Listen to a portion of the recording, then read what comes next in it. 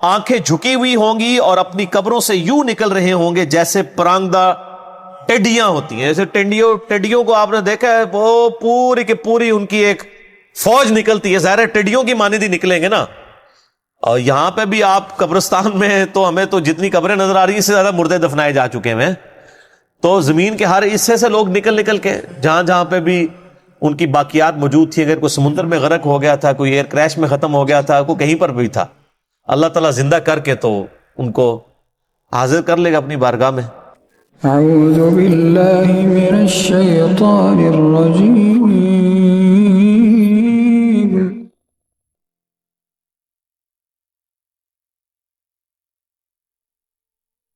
اقتربت الساعہ, قریب آ گئی قیامت. وانشق القمر, اور شک ہو گیا چاند, چاند دو ٹکڑے ہو گیا. وَإِن يَرَوْا آیَةً يُعْرِضُوا, اور اگر وہ کوئی نشانی بھی دیکھتے ہیں تو اعراض کرتے ہیں, منہ پھیر لیتے ہیں. وَيَقُولُوا سِحْرٌ مُسْتَمِرٌ, اور کہتے ہیں یہ تو کھلا جادو ہے. یعنی یہ اتنا بڑا معجزہ نبی صلی اللہ علیہ وآلہ وسلم کی بعثت کا دیکھنے کے باوجود بھی انہوں نے اسے جادو کہا. اہل سنت اہل تشیع دونوں کا اجماع ہے اس کے اوپر کہ نبی صلی اللہ علیہ وآلہ وسلم کا یہ معجزہ برحق ہے. بعض منکرین حدیث نے اس کے اوپر حملہ کیا اور ان آیات کی بھی غلط تعویل کرنے کی کوشش کی, حالانکہ یہ آیات بالکل واضح ہے کہ قریب آ گئی قیامت اور شک ہو گیا چاند. وہ کہتے ہیں یہ قرب قیامت میں یہ معاملہ ہوگا جب یعنی قیامت قائم ہوگی, حالانکہ اس سے اگلی آیت اس کی حفاظت کر رہی ہے. وَإِن يَرَوْا آیَةً يُعْرِضُوا, جب بھی کوئی انہیں معجزہ دکھایا جاتا ہے, کوئی نشانی دکھائی جاتی ہے تو یہ اعراض کرتے ہیں. وَيَقُولُوا سِحْرٌ مُسْتَمِرٌ, اور کہتے ہیں کہ یہ بہت بڑا جادو ہے. یعنی انہوں نے کوئی منظر دیکھا ہے جس کا اگلی آیت کے اندر ذکر ہے. ویسے بھی اجماع نے اس کا یعنی دروازہ بند کر دیا گمراہی کا, پوری امت کا اتفاق ہے. صحیح بخاری اور مسلم کے اندر کئی ایک احادیث ہیں جو اس معجزے کی طرف ہماری رہنمائی کرتی ہیں. اور بعض لوگوں نے یہ بھی اعتراض کیا کہ ان احادیث روایت کرنے والے میں جو اصحاب ہیں ان میں سے ایک عبداللہ ابن عباس ہیں, جو کہ اس وقت پیدا ہی نہیں ہوئے تھے جب کہ یہ معجزہ ہوا, تو انہوں نے یہ حدیث کیسے بیان کی. تو یہ محدثین کا پیٹ رول ہے کہ جب کوئی صحابی حدیث بیان کرتا ہے وہ چاہے سند پوری نہ بھی کرے اس کو حدیث تصور کیا جائے گا. اگر وہ کسی ایسے زمانے کی حدیث بیان کر رہا ہے جو زمانہ اس نے نہیں پایا ہوا, یعنی نبی علیہ السلام کی زندگی کا وہ حصہ, تو یہ امپلائڈ ہوتا ہے کہ اس نے کسی اور صحابی سے سن کے بیان کیا ہوگا. چونکہ صحابی جو ہیں وہ سارے کے سارے احادیث کے حوالے سے ایکسیپٹیبل ہے, لہٰذا اس بحث میں نہیں پڑھا جائے گا کہ یہ حدیث ثابت ہے یا نہیں ہے, اس چکر میں نہیں پڑھا جائے گا. صحابی تک ثابت ہو جائے گی تو وہ حدیث اسٹیبلش مانی جائے گی. ویسے علمی طور پہ بھی اس کا جواب موجود ہے, وہ یہ کہ یہ حدیث جو ہے وہ صرف اور صرف سیدنا عبداللہ ابن عباس سے روایت نہیں ہے, بلکہ اس حدیث کے راوی سیدنا انس ابن مالک بھی ہیں اور سیدنا عبداللہ ابن مسعود بھی ہیں, اور عبداللہ ابن مسعود پہلے 10 صحابہ میں سے ہیں. وہ بھی یہ منظر دیکھنے والے ہیں. بخاری اور مسلم دونوں میں حدیث موجود ہے کہ عبداللہ ابن مسعود کہتے ہیں رضی اللہ تعالیٰ عنہ وعلیہ السلام کہ نبی صلی اللہ علیہ وآلہ وسلم نے مشرکین عرب کو جب جمع کر کے اپنی دعوت ان کے سامنے رکھی تو انہوں نے ڈیمانڈ کی کہ آپ کوئی نشانی اللہ کی طرف سے دکھائیں. تو نبی صلی اللہ علیہ وآلہ وسلم کو اللہ تعالیٰ نے وحی کے ذریعے یہ چیز بتائی کہ چاند 2 ٹکڑے کیا جائے گا نشانی کے طور پر. تو پھر آپ صلی اللہ علیہ وآلہ وسلم نے مشرکین کو چاند کی طرف متوجہ کیا. ان سب کے سامنے چاند 2 ٹکڑے ہوا, اور ہیرا پہاڑی, عبداللہ ابن مسعود کہتے ہیں کہ جو ہیرا کا پہاڑ ہے وہ ہم نے درمیان میں دیکھا, اور چاند کا ایک ٹکڑا ایک طرف چلا گیا, دوسرا ٹکڑا دوسری طرف, اور پھر اس کے بعد وہ دونوں ٹکڑے مل گئے. تو یہ معجزہ آپ صلی اللہ علیہ وآلہ وسلم کا دعوی نبوت کا نہیں تھا بلکہ نبوت کی نشانی تھی. دعوی نبوت کا معجزہ وہ ہوتا ہے کہ جو ڈیمانڈ کیا جاتا ہے کہ یہ کر کے دکھائیں. اس قسم کا آپ صلی اللہ علیہ وآلہ وسلم کو کوئی معجزہ نہیں دیا گیا جو کافروں کی ڈیمانڈ پوری کرتا ہو. وہ آپ کا معجزہ جو ہے وہ یہ کتاب اللہ ہے. جس طرح کہ موسیٰ علیہ السلام کے لیے عصا کا معجزہ تھا, عیسیٰ علیہ السلام کے لیے وہ 5 معجزات تھے, مردوں کو زندہ کر دینا, مادرزاد کوڑی کو اللہ کے اذن سے شفا دینا, اور اسی طریقے سے جو اندھے ہوتے تھے ان کے یعنی مٹی کے ڈھیلے رکھ کے ہاتھ پھیرتے تھے تو وہ آنکھیں بن جاتی تھی. تو یہ یعنی جو سورہ آل عمران کے اندر سیدنا عیسیٰ علیہ نبینا علیہ الصلوۃ والسلام کے معجزات ذکر ہوئے ہیں، اس قسم کے نبی علیہ السلام کے حصی معجزات ملتے جلتے موجود ہیں، لیکن وہ دعوے نبوت والے نہیں۔ دعوت نبوت والا جو معجزہ ہے وہ ایک ہی ہے، اور وہ قرآن ہے، اور وہ لاجیکل ہے، چونکہ آپ صلی اللہ علیہ وآلہ وسلم کی نبوت قیامت تک کے لیے تھی، لہٰذا آپ صلی اللہ علیہ وآلہ وسلم کا معجزہ بھی قیامت تک کے لیے ہے کتاب اللہ کی شکل میں۔ اس پہ میں نے ڈیٹیل سے ایک لیکچر بھی دیا ہے، مسئلہ نمبر 85، قرآن اور قتال ہمارے نبی علیہ السلام کی دو خصوصیات۔ ہمارے نبی صلی اللہ علیہ وآلہ وسلم کے کیس میں جو معجزہ ہے دعوی نبوت والا، وہ ٹینجیبل فارم میں فزیکل فینومینا آف نیچر کو، قانون قدرت کو توڑنے والا نہیں، بلکہ یہ کتاب ہے۔ اسی طریقے سے آپ علیہ السلام کے کیس میں جو عذاب استیصال آیا ہے، اللہ تعالیٰ کی طرف سے عذاب کافروں پر وقت کے پیغمبر کا انکار کرنے کے سبب، وہ اگلے نبیوں والے طریقے سے نہیں آیا کہ اللہ تعالیٰ کی طرف سے آسمان سے کوئی پتھر برسیں یا سمندر میں غرق کر دیا جائے یا چنگھاڑ سے ہلاک کر دیا جائے یا تیز ہوا بھیجی جائے۔ ہمارے نبی علیہ السلام کے کیس میں وہ اللہ تعالیٰ نے صحابہ کرام کی تلواروں کو مسلط کیا مشرکین عرب پر اور اہل کتاب کے اوپر، جس کا ذکر سورہ التوبہ کی آیت نمبر 14 میں موجود ہے کہ اللہ تعالیٰ چاہتا ہے مسلمانوں تمہارے ہاتھوں سے انہیں عذاب دے۔ تو یہ قتال بھی نبی علیہ السلام کی خصوصیت ہے اور قرآن بھی۔ اس میں نے لیکچر دیا تھا، مسئلہ نمبر 85، قرآن اور قتال ہمارے محبوب صلی اللہ علیہ وآلہ وسلم کی دو خصوصیات۔ بہرحال یہ بہت بڑا معجزہ تھا، اور قرآن حکیم میں 3 ہی معجزات ہیں جو آپ علیہ السلام کے ذکر ہوئے ہیں، باقی درجنوں آپ کے معجزات بخاری اور مسلم میں آئے ہیں۔ میں نے بڑی ڈیٹیل کے ساتھ اس کے اوپر 4 نشستوں میں آلموسٹ تقریباً 7 گھنٹے کی گفتگو کی تھی۔ مسئلہ نمبر 131 ABCD، جس میں نے معجزات، کرامات، استدراج، علوین، یہ ساری کی ساری چیزوں کو ڈیٹیل کے ساتھ قرآن حکیم اور بخاری اور مسلم کی روشنی میں ڈسکس کیا تھا۔ آج میں اسے سکپ کرتا ہوں۔ اس میں بھی میں نے سٹارٹ میں بتایا تھا کہ نبی علیہ السلام کے 3 معجزات ایسے ہیں جن کا ذکر قرآن کے اندر آیا ہے، باقی سارے معجزات کا ذکر احادیث کے اندر۔ اس میں سے پہلا معجزہ آپ صلی اللہ علیہ وآلہ وسلم کا یہ ہے قرآن حکیم، جس کا ذکر 12 آیا، لیکن سورۃ العنکبوت میں کلائمیکس ہے کہ یہ کافر کہتے ہیں کہ اس نبی کو معجزہ کیوں نہیں دیا گیا، تو کیا ان کے لیے کافی نہیں ہے کہ یہ اللہ کی کتاب کی آیات ان کے اوپر تلاوت کی جاتی ہیں؟ تو یہ آپ کا نمبر 1 معجزہ جو قرآن میں ذکر ہوا، دعوی نبوت والا۔ دوسرا آپ صلی اللہ علیہ وآلہ وسلم کا جو معجزہ ہے وہ شق القمر والا واقعہ، جو ہم نے یہ سورۃ القمر میں ڈسکس کیا، چاند 2 ٹکڑے ہونے والا۔ اور تیسرا آپ صلی اللہ علیہ وآلہ وسلم کا معجزہ ہے الاسراء والمعراج، یعنی راتوں رات آپ کو ایک بہت لمبا سفر کروایا گیا بیت اللہ سے لے کر بیت المقدس تک۔ اس رات کے سفر کو کہا جاتا ہے الاسراء، رات کا سفر۔ اور پھر بیت المقدس سے 7 آسمانوں کے اوپر 7 آسمانوں کی سیر کروائی گئی اور مختلف انبیاء سے ملاقاتیں ہوئی، اس کو کہا جاتا ہے المعراج۔ تو یہ ہم ویسے عموماً اپنی اردو لنگوسٹک کے اندر واقعہ معراج اسے کہتے ہیں۔ بیسیکلی یہ 2 حصوں کا مجموعہ ہے، الاسراء والمعراج۔ سبحان الذی اسرا بعبدہ لیلا من المسجد الحرام الی المسجد الاقصی، یہ آپ کا زمینی سفر ہے، یہ الاسراء کہلاتا ہے۔ اور دوسرا آپ کا آسمانی سفر ہے، جس کا ذکر پچھلی سورت میں ہم پڑھ چکے ہیں، سورۃ النجم کے اندر۔ تو اس کے اوپر بھی میں نے ڈیٹیل کے ساتھ 3 لیکچر ریکارڈ کروا دیے ہیں۔ مسئلہ نمبر 126 ABC، واقعہ معراج کے اوپر آپ درجنوں کتابیں پڑھ لیں، سینکڑوں لیکچر سن لیں، آپ کو کمبائنڈ فارم میں بالکل جو منوان جو بات کتاب و سنت کے اندر جتنی آئی ہے وہ آپ کو کہیں نہیں ملے گی سوائے ان 3 لیکچرز کے۔ اللہ کے فضل سے میں نے بڑی محنت کے ساتھ وہ لیکچرز تیار کیے تھے۔ جب ہماری آیات آئی تھی وہ سورہ الاسراء، سورہ بنی اسرائیل کی شروع کی آیات، سبحان الذی اسرا بعبدہ لیلا من المسجد الحرام الی المسجد الاقصی، تو اس ایک آیت کے اوپر میں نے 3 نشستیں یہاں پہ ریکارڈ کروائی تھی۔ اسی لیے آپ دیکھیں ہماری قرآن کلاسز اب مختصر ہیں، ورنہ تو ایک آیت کے اوپر 3 4 ہفتے ہمارے لگ جاتے تھے تاکہ ہم وہ کنٹروورشل ایشوز کو ڈسکس کریں۔ اب تو ہم پوری صورت بھی کور کر دیتے ہیں، صرف ایک ریفرنس دے دیتے ہیں، جسے شوق ہو تو ڈیٹیل کے لیے ان چیزوں کو دیکھ لیں۔ تو یہ آپ صلی اللہ علیہ وآلہ وسلم کے 3 معجزات میں سے ایک معجزہ ہے۔ اس کے علاوہ احادیث میں سورج پلٹانے والا واقعہ بھی موجود ہے، لیکن اس کی صحت کے اوپر کلام ہے، یعنی محدثین کا اتفاق نہیں ہے۔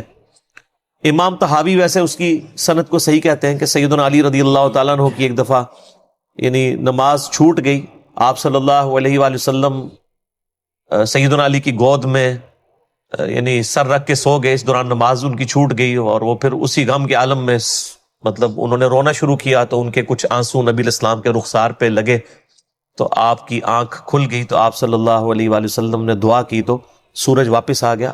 اس حدیث کے اوپر کلام ہے، لیکن فی نفسی یہ کوئی ناممکن چیز نہیں ہے، کیونکہ بخاری اور مسلم دونوں میں موجود ہے سورج رکنے والا واقعہ، اس حوالے سے کہ یوشع ابن نون جو کہ سیدنا موسیٰ علیہ السلام کے خلیفہ اول ہوئے تھے، جب وہ بیت المقدس کی فتح کے لیے جہاد کر رہے تھے، تو صحیح بخاری اور صحیح مسلم دونوں میں آتا ہے کہ جمعے کا دن تھا اور ان کی فتح کا وقت بالکل قریب آ چکا تھا، اگلا دن ہفتے کا تھا، اور اگر جنگ ہفتے کے دن تک کے لیے پوسٹ پون ہو جاتی تو ہفتے والے دن یہودیوں کے لیے قتال کرنا منع تھا، صرف عبادت کا دن تھا، تو وہ ایک دن کے لیے جنگ روکنی پڑ جاتی، اور پھر وہ جنگ اتوار کو کنٹینیو کرنی پڑتی۔ تو اب ظاہر ہے ایک دن کے لیے جنگ رکے تو دشمن کو سنبھلنے کا موقع مل جاتا ہے۔ تو یوشع ابن نون نے دعا کی کہ اے اللہ ہمارے لیے سورج کو روک دے، کہ یعنی جو جمعے کا دن ہے ہمارے لیے لمبا کر دے، جب تک کہ ہم کافروں پر غلبہ نہ پا لیں، چونکہ آپ کو پتہ ہے نا کہ شریعت اسلامیہ میں چاہے وہ جیوز اور کرسچنز ہوں یا مسلمان ہوں، مغرب ہوتے ہی اگلا دن شروع ہو جاتا ہے، تو جمعے کی مغرب سے ہی ہفتے کا دن شروع ہو جاتا تھا ٹل ہفتے کی مغرب تک۔ تو بخاری مسلم کے الفاظ ہیں کہ یوشع ابن نون کی دعا سے اللہ تعالیٰ نے سورج کو روک دیا، یہاں تک کہ مسلمانوں کو، اس وقت کے یہودی اور ظاہر مسلمان ہی تھے وہ، جب تک کہ انہوں نے نبی علیہ السلام کا انکار نہیں کیا تو اللہ تعالیٰ نے فتح دے دی۔ تو یہ واقعہ تو مطلب بخاری مسلم دونوں میں ہے، لہٰذا اگر کوئی سورج پلٹانے والے معجزے کو یا سورج روکنے والے معجزے کو اللہ کے اذن سے صحیح مانتا ہے تو اس میں کوئی عقیدے کی خرابی والا ایشو نہیں ہے۔ اس طرح کا واقعہ تو بخاری مسلم میں بھی موجود ہے۔ باقی ڈیٹیلز کے لیے آپ مسئلہ نمبر 131 ABCD 4 ہیں میرے لیکچرز، اور میں نے بڑی محنت کر کے درجنوں آیات قرآن حکیم کی اور درجنوں بخاری و مسلم سے احادیث کی روشنی میں یہ سارے ایشوز ریزالو کیے ہیں کہ معجزہ کسے کہتے ہیں، استدراج کیا ہوتا ہے، کرامت کیا ہوتی ہے، نظروں کا دھوکہ کیا ہوتا ہے، جادو کیا ہوتا ہے، یہ ساری کی ساری چیزیں میں نے ڈیٹیل کے ساتھ ڈسکس کی تھیں۔ آج ہم ان کو سکپ کرتے ہیں۔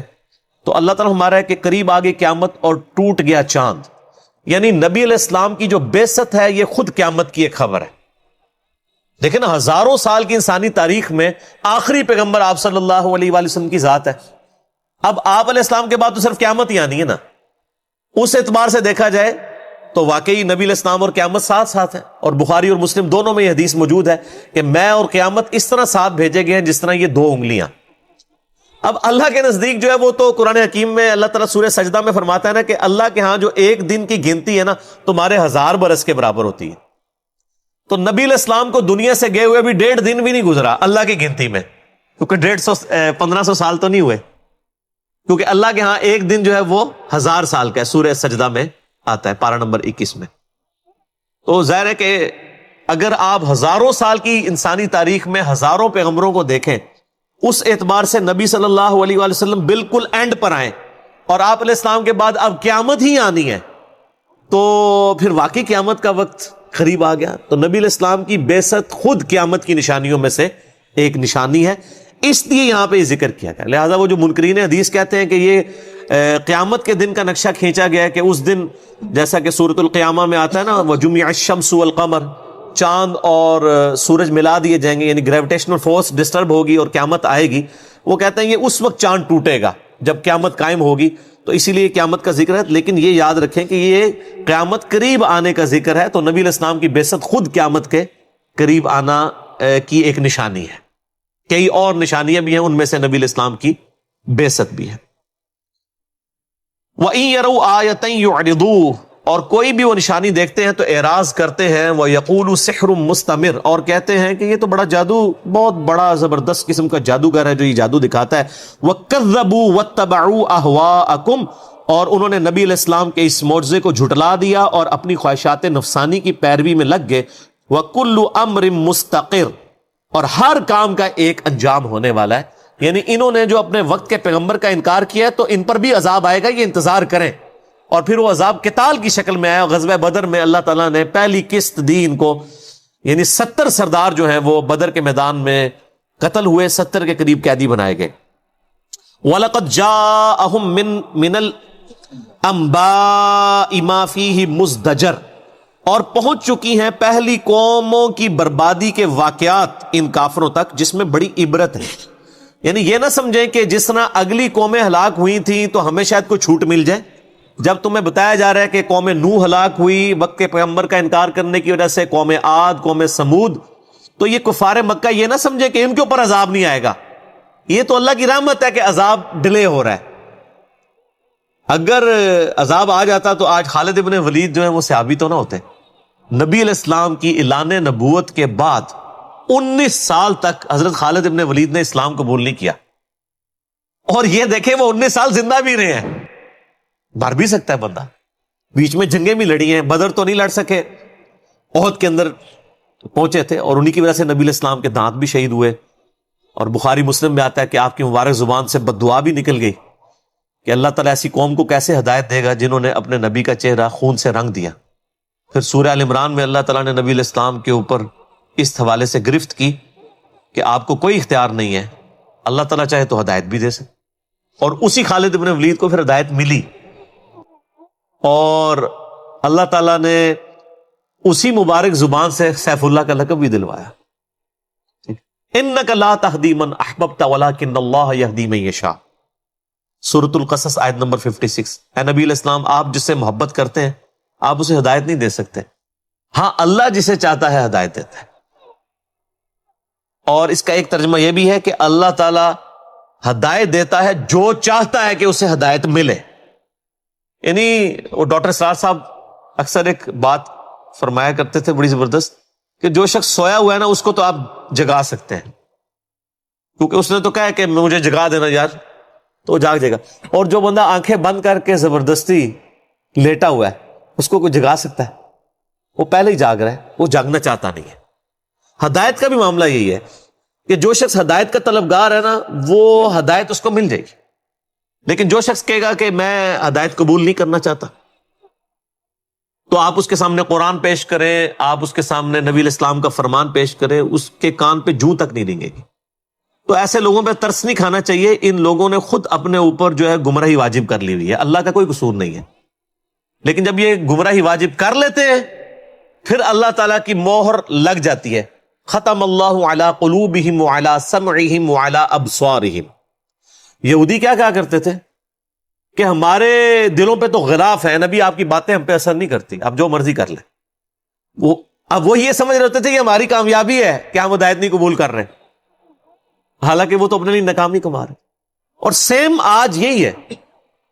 یعنی یہ جو پاپا جانی ہے، یعنی ان سے تو ہم نے خود کئی بار یہ بات سنی ہوئی ہے نجی میٹنگز کے اندر کہ میری آنکھیں اندھی ہیں اور میرے کان بہہ رہے ہیں ہر اس بات کو سننے سے جو ہمارے بزرگوں کے خلاف ہو.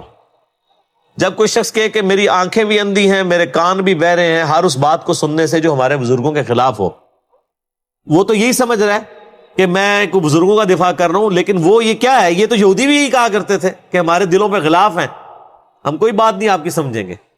تو اصل میں ان کی آنکھیں اللہ تعالیٰ نے اندھی کر دی ہوئی. ورنہ تو ایک یہ عقیدہ آپ کا اللہ اور اس کے رسول کے بارے میں ہونا چاہیے عز و جل و صلی اللہ علیہ وآلہ وسلم. اگر آپ نے کوئی جذباتی ڈاکٹرائن کھڑی کرنی ہے تو ویسے تو ہم اللہ اور اس کے رسول کو بھی اندھے بن کے نہیں مانتے ہیں، نہ یہ قرآن حکیم کی تعلیمات ہیں. سورہ یوسف میں اللہ تعالیٰ فرماتا ہے کہ اے نبی صلی اللہ علیہ وآلہ وسلم تم فرما دو کہ یہ میرا سیدھا راستہ ہے جس پہ میں اور میرے اصحاب چل رہے ہیں پوری بصیرت کے ساتھ، اندھے بن کے نہیں اس پہ چل رہے. چلیں پھر بھی کسی درجے میں ایک مسلمان کہہ سکتا ہے کہ میری آنکھیں اندھی ہیں، میرے کان بہرے ہیں ہر اس بات کو سننے سے جو اللہ اور اس کے نبی علیہ السلام کے خلاف ہو. لیکن آپ کے بزرگ بیچ میں کہاں سے آ گئے اور اس لیول تک آ گئے کہ انہوں نے اللہ اور اس کے رسول کی تعلیمات کی دھجیاں بکھیر دی اور آپ کہہ رہے ہیں کہ ہم اندھے ہیں. تو پھر اندھے ہی رہیں گے، عقل کے بھی اندھے رہیں گے، ہدایت سے بھی دور ہی رہیں گے. تو اللہ تعالیٰ فرماتا ہے کہ یہ اگلی قوموں کی ان کے پاس خبریں آ چکی تھیں لیکن انہوں نے عبرت نہیں حاصل کی.